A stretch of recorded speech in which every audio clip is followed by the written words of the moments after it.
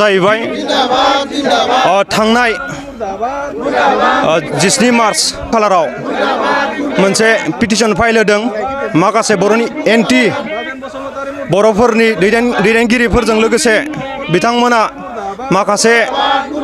बर'फोरनि खना खनला थानाय जाम्बा जाम्बि मानसिफोरखौ लाफानानै बिथांमोना मोनसे पिटिशन होदों। बे पिटिशननि एगेन्स्टआव जों बिथांमोननि खामानि मावनायखौ गाज्रि मोननानै आरो खुद्रिसारनानै दिनै जों बे हाबाफारिखौ लानाय जादों। जों मिथिगौ जोंनि बिटिआर एकर्डआ 27 जानुवारि 2020 खालाराव गायसनजादों। बेजों लोगोसेनो जोंहा दिनै बिटिआर एकर्डनि गेजेरजों जोंहा दिनै माखासे बर'नि जौगानायनि बर'नि थामोनथा रैखाथि खालामनायनि संरैखाथि खालामनायनि जोंहा माखासे खाबु मोनदों। बै खाबुनि एगेन्स्टआव बिथांमोना जिबायदि हाबाफारि लादों बेखौ जोङो हावलि दख'रा दुलाराय बर' फरायसा आफादनिफ्राय सोंखारिनो नागिरदों आरो जों खुद्रिसारनो नागिरदों जाहाथे बिथांमोना बैफोरबायदि गाज्रि खामानि मावनायनिफ्राय एन्टि ससियेल एक्टिभिटिस जोंनि बर' हारिनि एन्टि जि खामानि मावदों बे खामानिनिफ्राय गोजानाव थानांगौ। जों बेखौ गोख्रों रावजों सोंखारिनानै आरो खावलायनानै दिनै बे खुद्रिसारनाय हाबाफारिखौ लादों जाहाथे बेफोरबायदि खामानिनिफ्राय बिथांमोना गोजानाव थायो। जों बेहाय दिनै समह बिथांजों लोगोसे खाम्फा बरगयारि बिथांजों लोगोसे सानसुमा खुंगुर बैसोमुथियारि बिथांमोननि सावगारिजों लोगोसे जों जाय पिटिशन बिथांमोना दाखिल खालामदों बै पिटिशनखौ जोङो सावनाय जादों। जों दिनै बिटिआर सुक्तिनि गेजेरजों माखासे जौगानायनि खामानि मोनबाय, जौगानायनि जि खाबु मोनबाय बैफोरखौ बिथांमोना नाकस खालामनाय जादों। रन्जन दैमारि बिथांखौ जेलनिफ्राय बख'नायखौ बादा होनाय जादों। जों दिनै सनितपुर गहपुर हालामखौ दिनै बिटिआर एकर्डनि गेजेरजों सासन जानानै थांगासिनो दं। बैफोरखौबो बिथांमोना नाकस खालामनाय जादों जाहाथे बिथांमोना बैफोर हाबाफारिनिफ्राय गोजानाव थायो बेखौ जोङो सोंखारिदों। जोंनि गेजेराव दिनै भेन्सार स्कुल्सफोरा प्रभिन्सियेलाइजेसन जानो थांगासिनो दङ। जोंनि गेजेराव दिनै एनडिएफबिफोरनि जिबायदि रिहेबिलिटेसन बेफोर खामानिफोरा मावफुंजानायजों लोगोसे बिथांमोननि जि केस उइथड्रनि खामानि बै खामानिया सोलिगासिनो दं। बेफोरबायदि मोनसे सान्थि परिबेक फैनायनि उनावबो बिथांमोननि जि हाबाफारि बेखौ जोङो हावलि दख'रा दुलाराय बर' फरायसा आफादनिफ्राय सोंखारिदों आरो बैफोरबायदि खामानिनिफ्राय गोजानाव थानो थाखाय जों खावलायदों। गुबैयै हावलि दख'रा दुलाराय बर' फरायसा आफादनि दैदेनगिरिफोरजों लोगोसे जोंनि ओनसोलनि बेहाय माखासे दैदेनगिरिफोर मानगोनां रायजोफोर गासैबो जों लोब लोब फैनानै बाहागो लाफैदों। जों हावलि दख'रा दुलाराय बर' फरायसा आफादनिफ्राय लोगोसे हावलि मौजानि रायजोनिफ्राय जों बेखौनो खौसेथि फोरमायनो नागिरदों। जोंनि जि बिटिआर एकर्डनि गेजेरजों जोंनि जि सान्थि परिबेक लाबोनो नागिरदों, जोंनि ओनसोलाव जिखिनि जौगानाय लाबोनो नागिरदों जाहाथे बैफोरबायदि जौगानायनि जि लामा लागासिनो दं बैफोरबायदिनि समावबो बिथांमोना जाहाथे जेबो खैसार सानो नाङा, जेबो जेरैबायदि जायगा लाना जायगा बिथांमोना जाम्बा जाम्बि मानसिफोरनिफ्राय माखासे सिगनेसार लाना थांदों बैफोरबायदि सिगनेसार लांनायखौ जोंनि हावलि दख'रानिफ्रायबो लाना थांनायखौ जों नुनो मोन्दों जाहाथे बैफोरबायदि खामानिनिफ्राय बिथांमोना गोजानाव था आरो जोङो बैफोरखौ खावलायनो नागिरबावो जाहाथे जायफोर बिथांमोना दिनै केस होबाय जाहाथे बैफोरखौ सारेन्डार खालामफिनो। जोंनि हावलि दख'रा दुलाराय बर' फरायसा आफादनि सिङाव थानाय मानगोनां रायजोफोर बिथांमोननि गेजेरनिफ्राय सोरबाफोर जुदि दङब्ला आरो जों सानैसो थानायखौ जों नुनो मोन्दों बिथांमोनाबो जाहाथे बेनिफ्राय गोजानाव थायो जों बेखौ खुद्रिसारदों। पाउदुपारानि आङो हालि ओनसोलनि बिथां सानसुमा खुंगुरा आंनियाव डाइरेक्ट फैदो। आं जिरायना दंमोन न'आव, जिरायना दोंनायाव सोंदो सानसुमा खुंगुर सारखौ आं सोंनायाव सारा बुंदो जे हावलि आनसलिकनि बिटिआरखौ दानख'नो हायै बायदि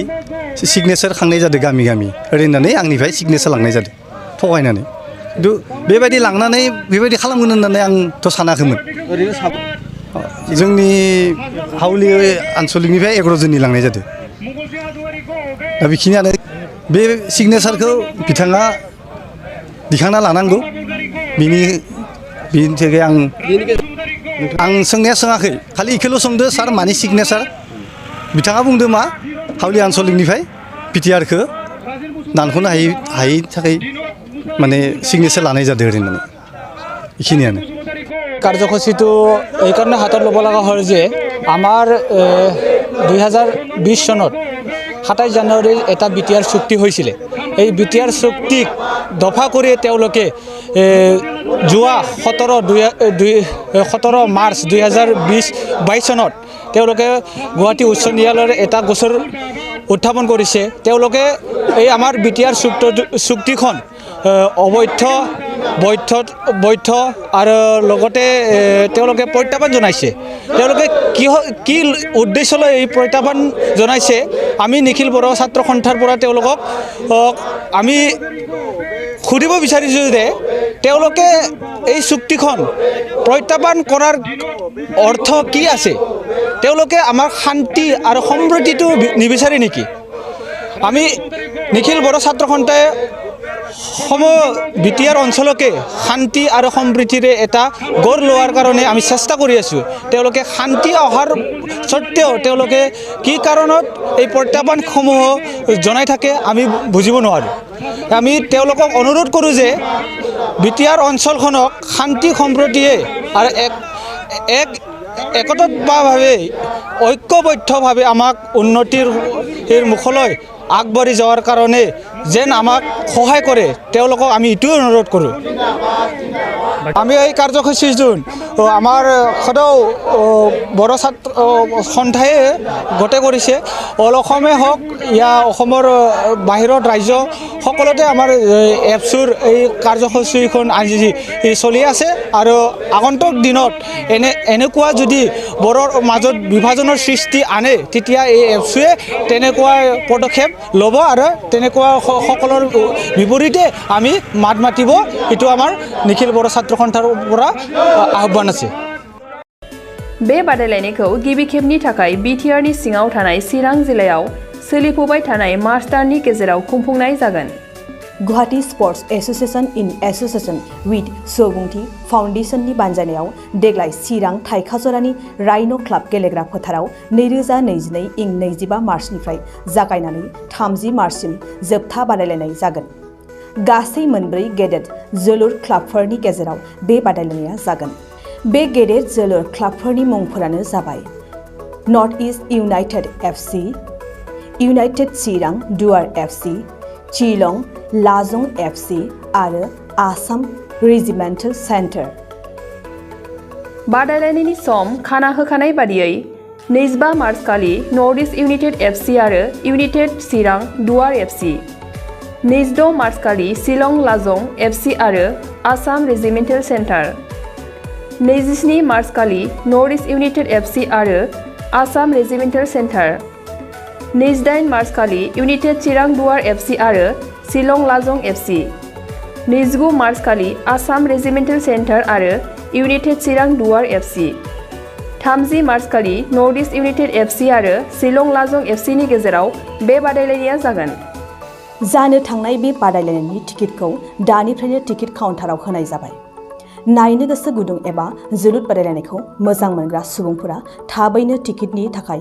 9547461257 जानबुं नम्बराव जगाजग खालामहरनो हागोन एबा बुकिं खालामहरनो हागोन